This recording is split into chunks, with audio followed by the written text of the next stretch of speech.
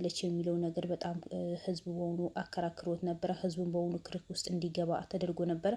ግን ያ ነገር ሆነ ብሎ ልዑልን ከእናቱ ጋር እንዳይጣላ ከእናቱ ጋር እንዲለያይ የተደረገ ውሸት እንደሆነ ተደርሶበታል። እነዛ ሰዎች ለምን እንደምታውቁት የልዑል አክስት ልዑል ላይ ብዙ አይነት ግፍ እንደሰራች ልዑል ላይ ብዙ አይነት ተንኮል እንደሰራች ሁላችሁም ጠንቃችሁ ታውቃላችሁ።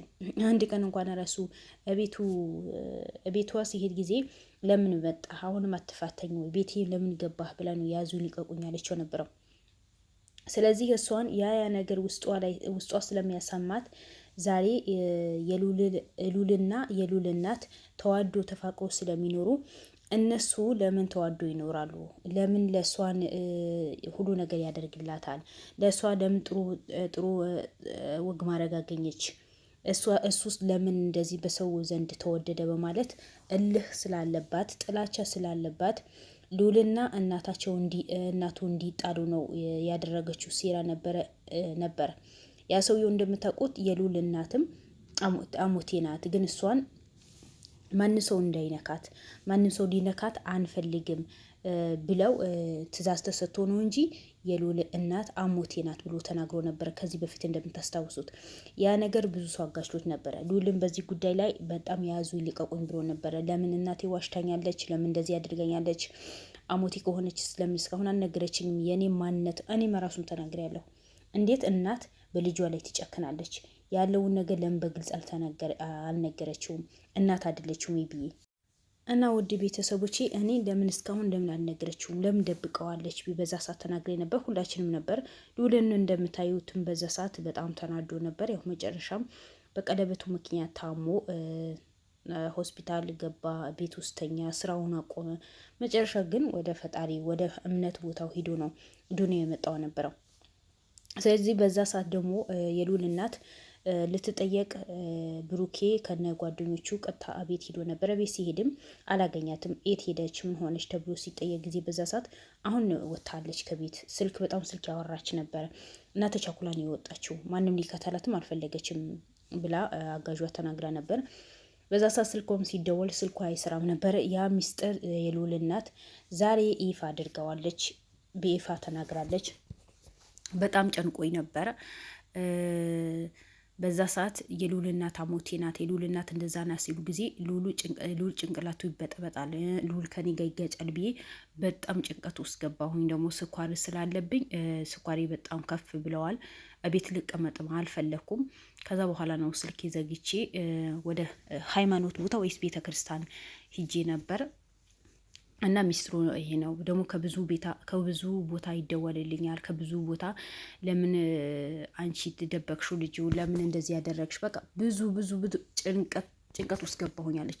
ይሄ ነገር ደግሞ የልዑል ከነገርኩት ልዑል ደግሞ ሌላ ጭንቀት ውስጥ ይገባል በማለት ይሄ ልጄ ከሚሞት ልጄ ያልሆነ ጭንቀት ውስጥ ከሚገባ ልጄም ጋር ግጭት ውስጥ ገብተናል። ግን እንደገና ግጭት ውስጥ ከምገባ እኔ ራሴ መሆን አለብኝ፣ ከፈጣሪ ጋር መናገር አለብኝ። ቤቴ ውስጥ ምን ተፈጠረ ብዬ ወደ ቤተ ክርስቲያን የሄድኩት ነበረው። ማንም እንዳያገኘኝ ልዑል ከመጣ እንዳያገኘኝ ነው ስልኬ ዘግቼን የጠፋሁት ነበረው እንጂ ሌላ ነገር አልነበረም።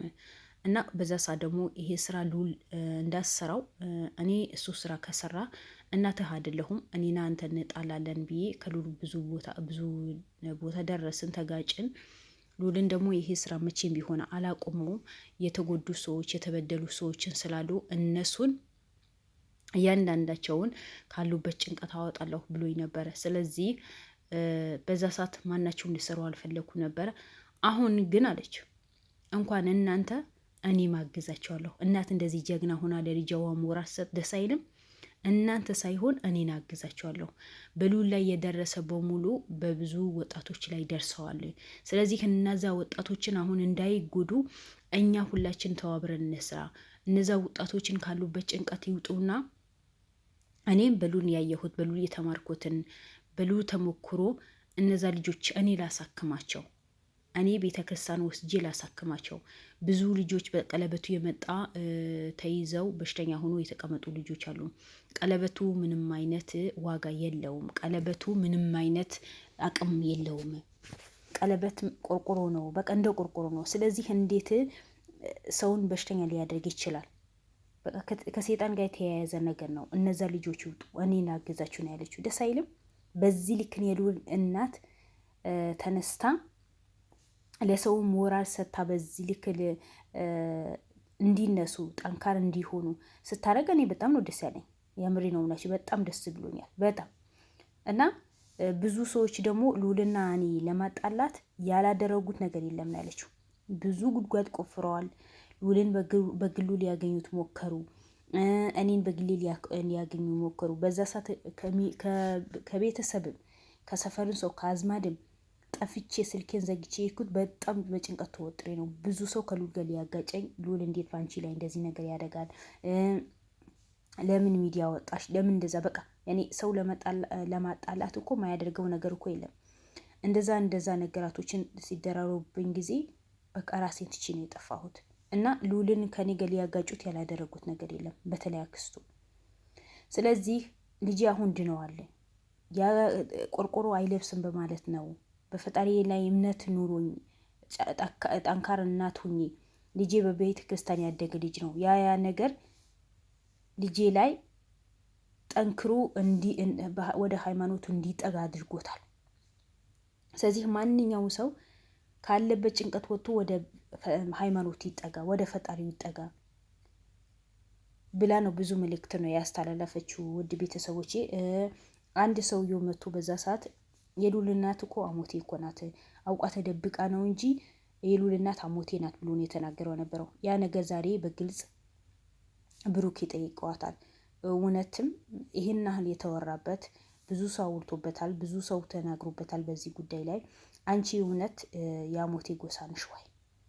ጎሳሽን እውነትም አሞቴ ነው ወይ ብሎ ጠይቋት ነበር።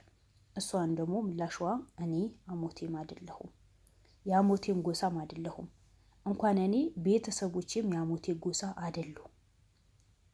አዎ እዛ ሰፈር ነው ነበር፣ ግን ከዛ ሰፈር ወጥቻለሁ፣ ልጆቼን ይዤ ከተማ ቦታ ገብቻለሁ እንጂ እኔ የአሞቴ ጎሳ አይደለሁም።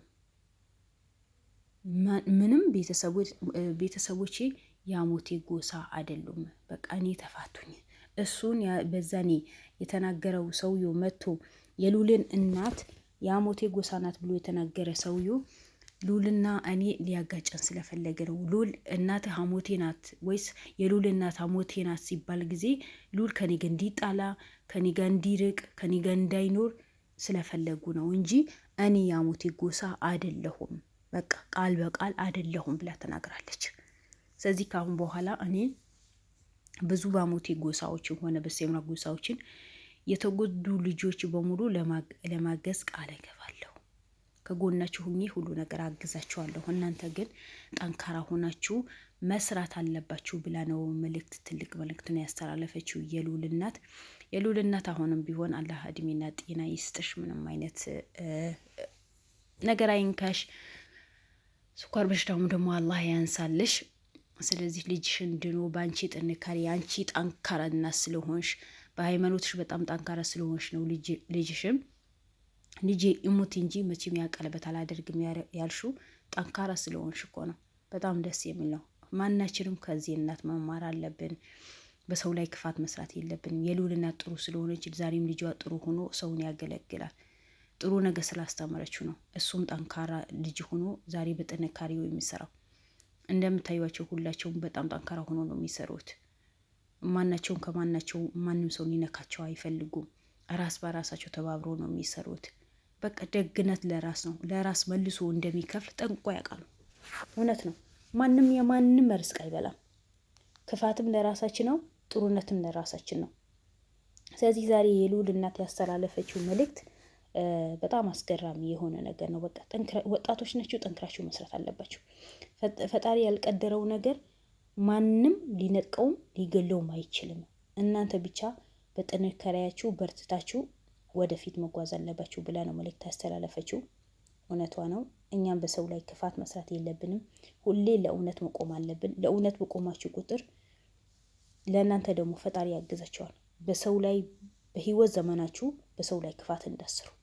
በሰው ክፋት መስራት ለራሳችን ነው መልሶ የሚጎዳን እንጂ ለማንም ምንም የሚሰጠው ነገር የለም እላችኋለሁ። ውድ ቤተሰቦቼ በዚህ ልክን ሁሉ ነገር ስለሰማን ነገራቶች በሙሉ የተጣሩ ስለመጡ ሉልን ጠላቱን ወዳጁም ለይቶ አውቋል። ማን የሱ ጠላት እንደሆነ በደንብ አውቋል። ያው አክስቱ መሆኑ ሁላችንም እናውቃለን። አክስቱም እስካሁንም ያለችበት አልታወቀም። ውድ ቤተሰቦች ያው ተደብቃ ነው ያለችው። ሽንፈት ስላለባት ነው እንጂ ሌላ ነገር አይደለም። ስለዚህ በቅርብ እሷም ተይዛ የእጅዋ እንደምታገኝ አንጠራጠርም። የሉል እናትም በዚህ ጉዳይ ላይ በጣም ብዙ ነገር ተናግራለች። እኔ ዋናው ያልኩኝ ነው ቅንጨብ አድርጌን የተናገርኳችሁ የነገርኳችሁ እያለሁኝ። ስለዚህ ሉል ሁሌ አሸናፊ ይሆናል እንጂ ተሸንፎ መቼም ወደ ኋላ አይቀርም እላችኋለሁ ውድ ቤተሰቦቼ። ስለዚህ አሁንም ቢሆን ሉል ማበረታት አለብን፣ ከጎኑ መሆን አለብን። ሉል በጣም ጀግና ልጅ ነው። ለብዙ ሰው የሚደርስ ልጅ ነው። እናቱም በዚህ ልጅ ጠንካራ አድርጋ ነው ያሳደገችው። እንደዚህ ጠንካራና ሲኖር በጣም ደስ ይላላችኋለሁ ውድ ቤተሰቦቼ። ስለዚህ እንኳን ደስ አላችሁ። የሉል እናት አሞቴ አይደለችም። በጣም ደስ ብሎኛል። ያው ሉል የታወቀ የሳምሪ ጎሳ ነው፣ ግን የሉል እናት አሞቴ ጎሳ አይደለችም። ምክንያቱም በአሁኑ ሰዓት የአሞቴ ጎሳ ናቸው ብዙ ነገር የሚሰሩ። ተላችኋለሁ። ወዳችኋለሁ። ላይክ፣ ሼር፣ ሰብስክራይብ አድርጉ። ባይ ባይ። መልካም ቀን